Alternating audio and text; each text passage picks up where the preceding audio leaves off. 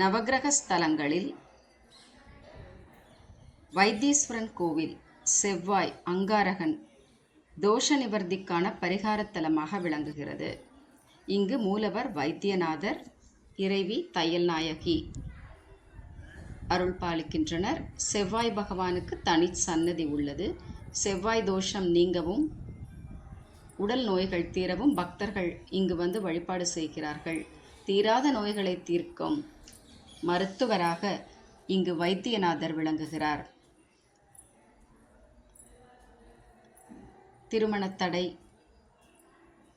ஆகியவற்றுக்கு இங்கு சிறப்பு பரிகார பூஜைகள் நடைபெறுகின்றன. இங்குள்ள சித்தாமிர்த தீர்த்தத்தில் நீராடினால் தோல் நோய்கள் நீங்கும் என்பது ஐதீகம். செவ்வாய்க்கிழமைகளில் செவ்வாய் பகவானுக்கு சிகப்பு மலர்கள் சாத்தி அர்ச்சனை செய்வது இத்தலத்தின் சிறப்பு. வைத்தீஸ்வரன் கோவிலில் அங்காரகனுக்கு பிரியமான துவரம் பருப்பு தானம் மற்றும் தீப வழிபாடு செய்யப்படுகிறது. மேலும் ஜாதக பொருத்தம் மற்றும் பரிகார பற்றிய விஷயங்களை அறிந்து கொள்வதற்கு இங்கு நாடி ஜோதிட கூடங்களும் மிகவும் பிரபலம். வைத்தீஸ்வரன் கோவில் தல வரலாறு.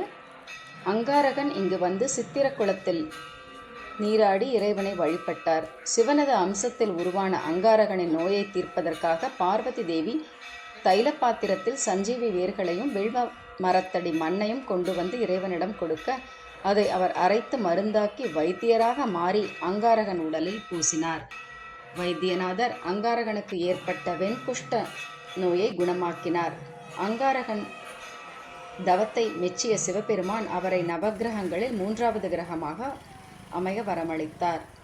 தென்கிழக்கு நோக்கி அங்காரகனை வணங்குவது சிறப்பு. நன்றி.